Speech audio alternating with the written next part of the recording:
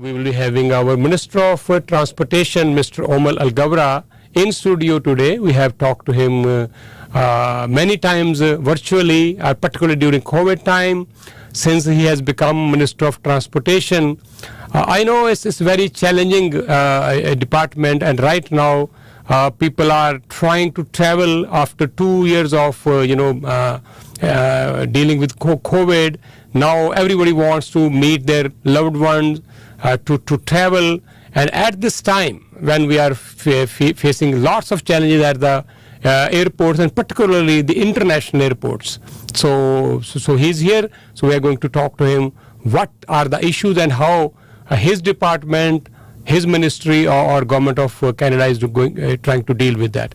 Minister, first of all, welcome to the studio today. It's fantastic to be with you in the studio. Like you said, you and I have spoken on many occasions, but this is my first time in person, so thank you for the opportunity. No, thank you so much taking some time for our listeners, our viewers. Okay, so I traveled a couple of weeks earlier to US. We went to Miami, whole family. I could see lineups there for more than 3 hours. People were missing their flights. So this chaos is still going on. I know you are issuing statements time to time and trying your best to deal with the situation, and we also know the reasons of this problem. So what you have to tell our listeners that when and how it's going to be eased out? First of all, look, it is a frustrating situation that I know people in Canada and around the world are experiencing. You know, we are hearing about some of the challenges in Heathrow, London, Amsterdam, and it is a combination of surge in demand and labor shortage. People really want to get back to travel after 2 years, but also still not enough fully employed staff to service all that demand. But in the meantime, we want to do everything we can to address these issues as a government. So we have been investing in the government agencies that provide services to airports. So CATSA, the security agency, CBSAs, other airport staff, and we've increased tremendously the number of staff. And you could see the data, by the way, that the wait time at CATSA has been improving over the last couple of months. Today at Pearson, 85% of passengers are screened in 50 minutes or less. There's still some issues. I'm not saying it's all solved, but it's better.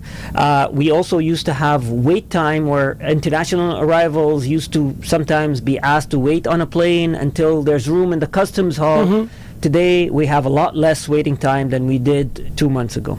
So things are getting better, but they're not solved completely yet. We're focused on making sure that we continue to improve it. I meet regularly with CEOs of the airlines, with airports. I just traveled across the country to meeting with all airports.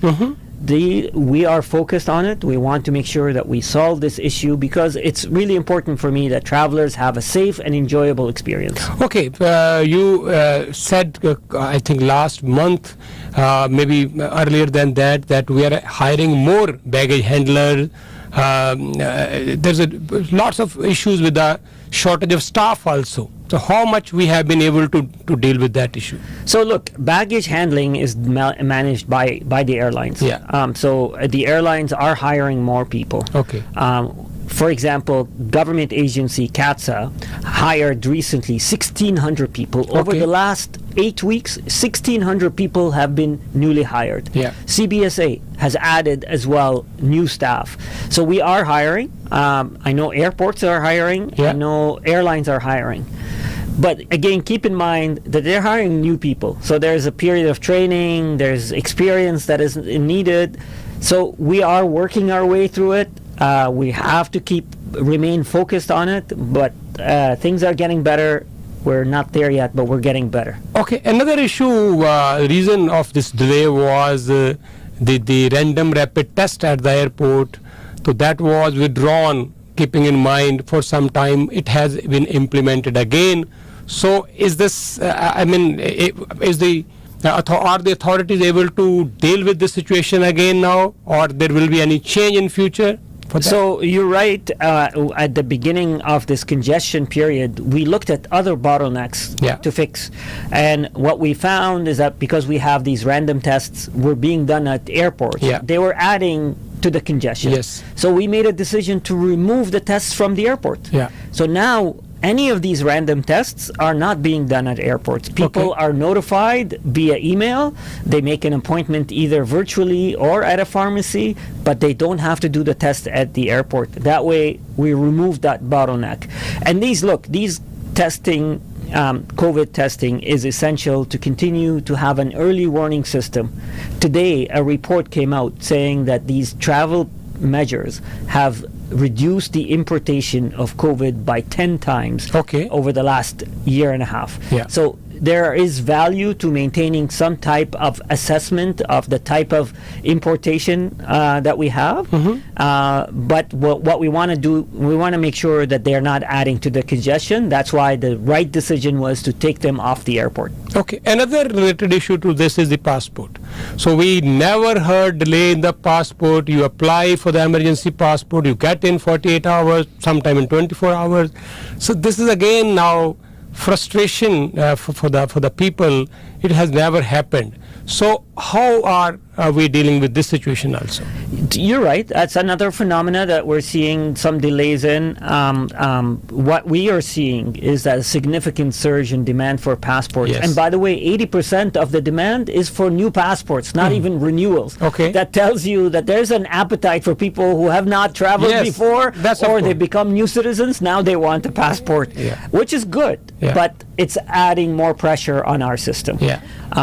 So yes, and that's been causing, and because we also changed the process now where people can apply via mail, that added another complexity to the process. So we are, Minister Karina Gould has been focused and her team on addressing these issues, and we've done several things.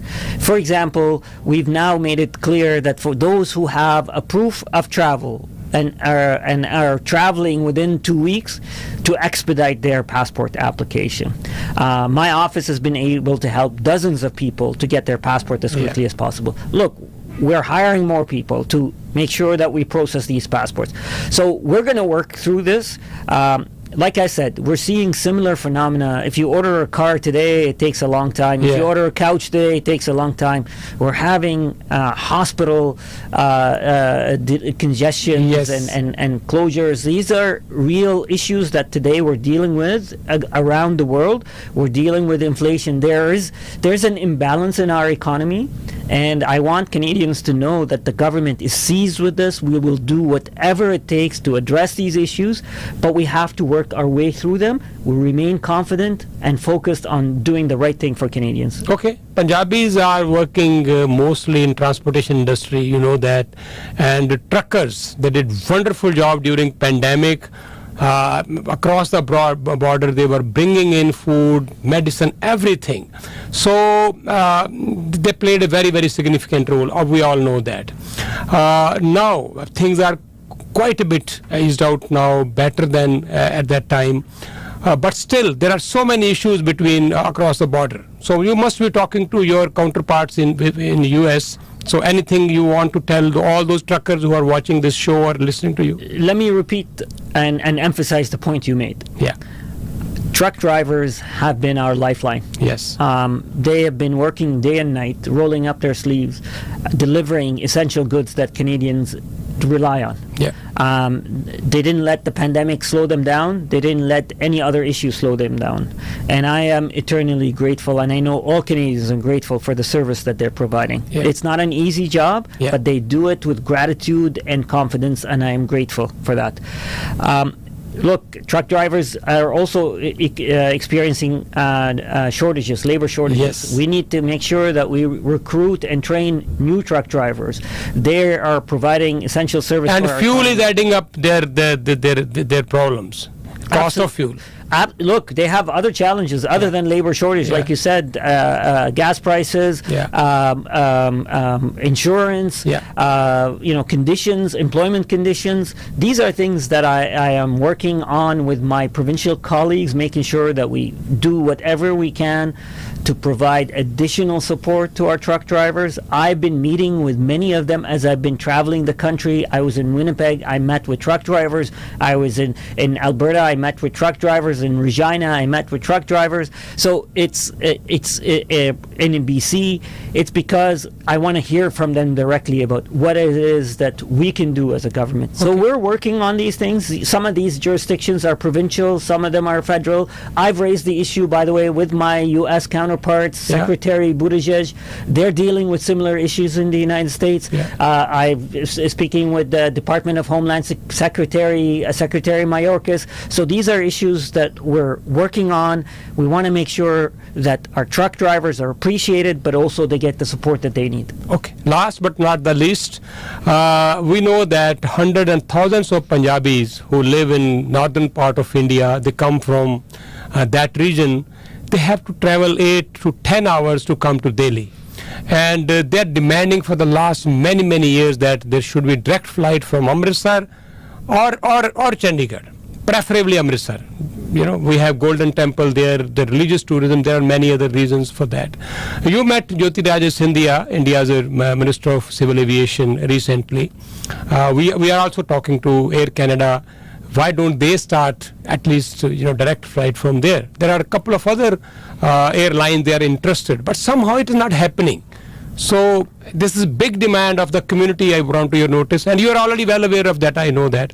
So what you have to tell? Yeah, let me repeat. I am absolutely aware of the demands of the community and the needs of the community. I hear it directly from my friends. Yeah. I hear it directly from my caucus colleagues. And I also see the need. I see the need, like you described. There's a lot of people who it would offer a significant improvement on their travel experience. Yeah. Look, we have an agreement. Usually, two countries, when they share exchange airlines, there's an agreement called the Air Transportation Agreement that regulates the flow of traffic. And the agreement that we currently have with India only picks 4 airports in India to land in. Yeah. We're asking to enhance that. Increase agreement. that, yeah. And as you said, I met with my Indian counterpart recently, and I raised that issue. So right now we are in the middle of exploring enhancing the agreement. I'm working on it. I can't say for certain when it will happen, but I keep reflecting the need of the community because I know it makes a lot of sense. Okay, Minister, thank you so much for coming to studio. As I said earlier also, Minister Hussain, Minister Mary Ng, like you, many of your counterparts, they are success stories of immigrants in this country.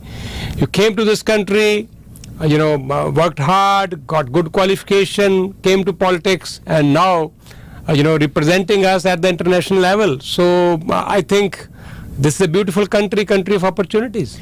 It is a beautiful country, not only a country of opportunity, but a country of opportunity makers. Yeah. Look at yourself, look at so many of your listeners and viewers.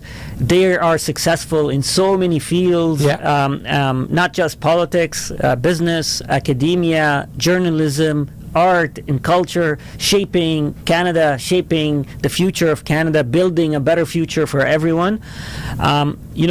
We are lucky to say that we live in the best country in the world, but I also say that Canada is lucky to have such amazing talent also. Amazing talent and heart. Attracting talent from all over the world. Absolutely. So I am honored and proud to be a member of parliament in one of the greatest countries in the world, but I wouldn't have been able to do the job that I am doing without the support of the community and the advice of the community that I get on a regular basis. Okay, Mr. Thank you so much. I know you are dealing with lots of challenges at this time. So next time we will meet, things will be quite better, eased out. So good luck and keep working hard, and thank you so much. Thank you. And thank you for the service you're providing to our community. Thank you. Same here, Mr. Okay. Thanks a lot. Ehsan Minister Omal Al Gabra.